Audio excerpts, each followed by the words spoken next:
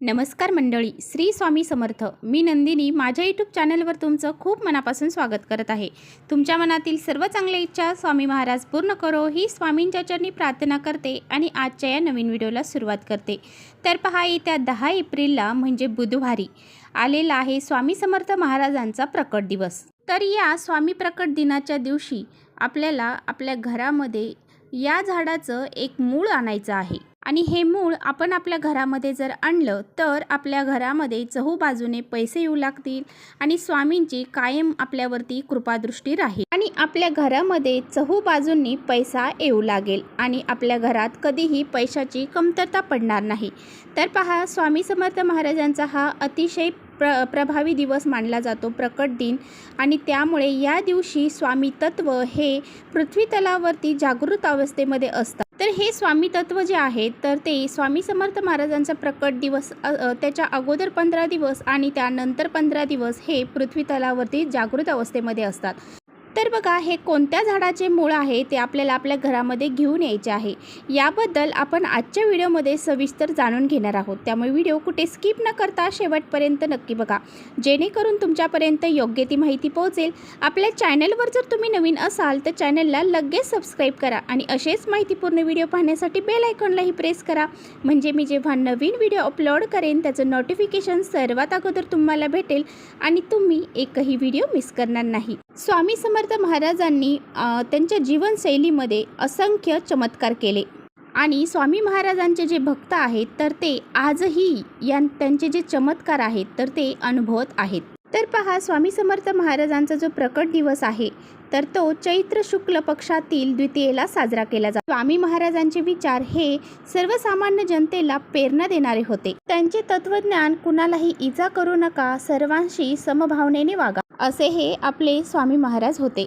तर पहा, ही वस्तू आपल्याला घरामध्ये का आणायची आहे? तर या झाडाचं मूळ आपल्याला आपल्या घरामध्ये का आणायचं आहे? तर आपल्या घरामध्ये लक्ष्मी ही स्थिर राहत नसेल, आपल्या घरामध्ये पैशांच्या समस्या येत असतील, आपल्या घरामध्ये सर्व व्यक्ती कष्ट करत आहेत, मेहनत करत आहेत, परंतु त्या कष्टाला मेहनतीला नशिबाची साथ मिळत नाही, म्हणजेच त्या कष्ट आणि मेहनतीला आपल्याला योग्य ते फळ प्राप्त होत नाही. सतत आपल्या कोणत्याही कामाला आपण गेलो की त्यामध्ये आपल्याला अपयश येत असेल आणि आपल्या घरामध्ये कधीही कोणती गोष्ट चांगली घडत नसेल, तसेच आपल्या घरामध्ये येणारे लक्ष्मी प्राप्तीचे सर्व मार्ग बंद झालेले असतील, तर अशा वेळी आपल्यावरती भरपूर अडचणी असतील आणि भरपूर कर्ज जर आपल्यावरती झालेलं असेल आणि बघा, त्यामुळेच आपल्याला ही जी वस्तू आहे तर ती जर तुम्ही शुभ आणि ह्या प्रकट दिनाच्या दिवशी जर आणली तर आपल्याला त्याचे योग्य ते फळ प्राप्त होईल. आपल्याला येणाऱ्या पैशाच्या अडचणी, कर्ज, दारिद्र्य, गरिबी ही दूर होऊन जाईल. बघा, सनातन धर्मामध्ये धातू रत्नासोबतच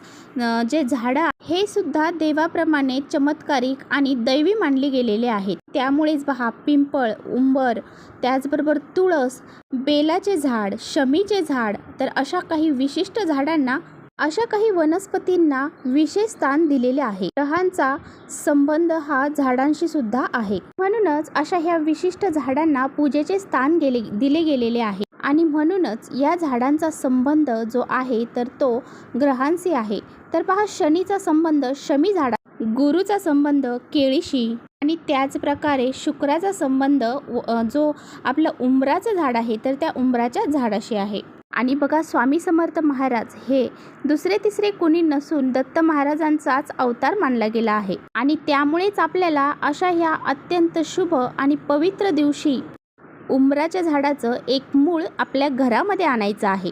तुम्हाला सांगितल्याप्रमाणे उंबराच्या झाडाचा संबंध थेट शुक्र ग्रहाशी असतो. आणि पहा, आपला शुक्र ग्रह हा कमकुवत असेल, तो मजबूत करण्यासाठी आपल्याला उंबराच्या झाडाची सेवा करायची आहे. त्याबद्दलचा व्हिडिओ मी आपल्या चॅनलवर टाकलेला आहे. त्याचबरोबर या दिवशी आपल्याला उंबराच्या झाडाचं मूळ हे घरी घेऊन यायचं आहे. शुक्र ग्रह जो आहे तर तो धनासंबंधित आहे. आपल्या कुंडलीतील शुक्र ग्रह जर मजबूत असेल तर आपल्याला कोणत्याही कामामध्ये यश हे प्राप्त होत असतं आणि शुक्र ग्रहाचा पूर्ण संबंध जो आहे तर तो धनप्राप्तीसाठी आहे.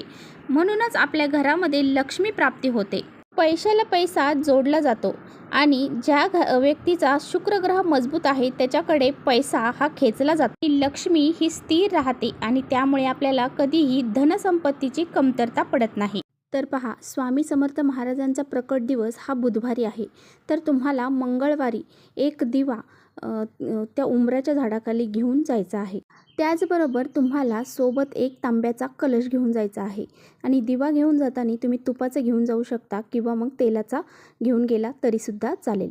आणि ह्या कलशामध्ये स्वच्छ पाणी भरायचं आहे. ह्या पाण्यात आपल्याला थोडंसं कच्चं दूध टाकायचं आहे. तुमच्याकडे केसर असेल तर तुम्ही केसरसुद्धा त्यामध्ये टाकायचं आहे आणि चिमूटभर काळे तीळ त्या पाण्यामध्ये टाकायचे आहेत. आणि हे घेऊन तुम्हाला मंगळवारी दिवसभरामध्ये कधीही तुम्हाला वेळ भेटेल तेव्हा तुम्हाला ह्या उंबराच्या झाडाखाली घेऊन जायचं आहे.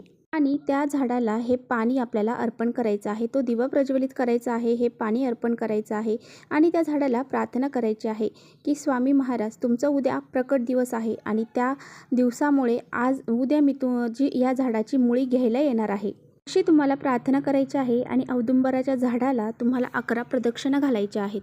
यानंतर तुम्हाला घरी यायचं आहे आणि त्यानंतर दुसऱ्या दिवशी पहा, आणि दुसऱ्या दिवशी बुधवार आहे, स्वामींचा प्रकट दिवस आहे. त्या दिवशी तुम्हाला लवकर उठायचं आहे आणि स्नान करायचं आहे. आणि या दिवशी आपल्याला ब्रह्ममुहूर्तावर उठायचं आहे आणि सकाळीच आपल्याला ब्रह्ममुहूर्तावर सेवा करायला सुरुवात ही करायची आहे.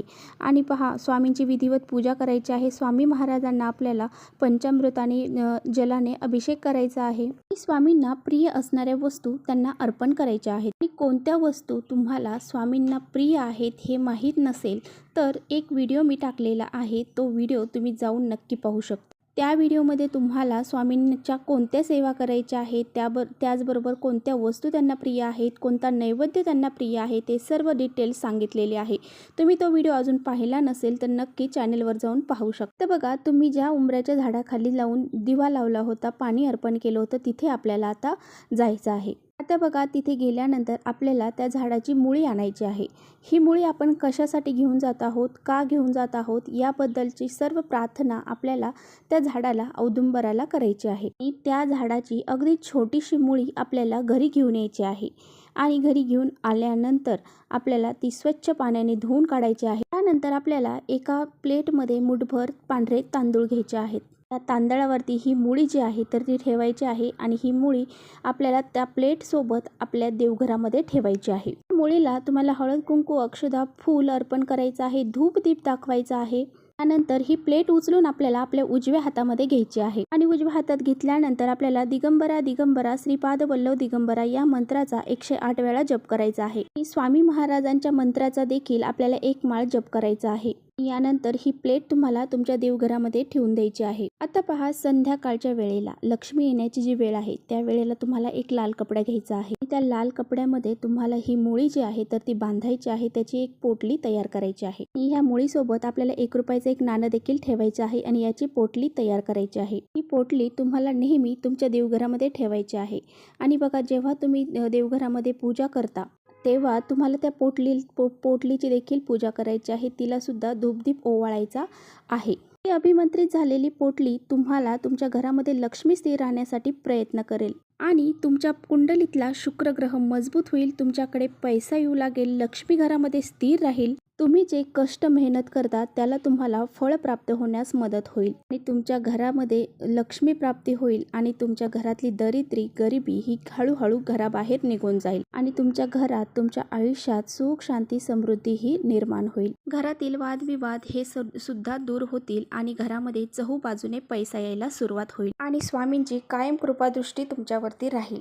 तर असा हा स्वामींचा प्रकट दिवस आहे. त्या दिवशी आपल्याला असा हा एक उपाय करायचा आहे. तर चला, इथेच करते व्हिडिओ. व्हिडिओ आवडला असेल तर नक्की लाईक करा. चॅनलवर नवीन असाल तर चॅनलला सबस्क्राईब करा. परत भेटूया अशा छानशा व्हिडिओसोबत. तोपर्यंत श्री स्वामी समर्थ.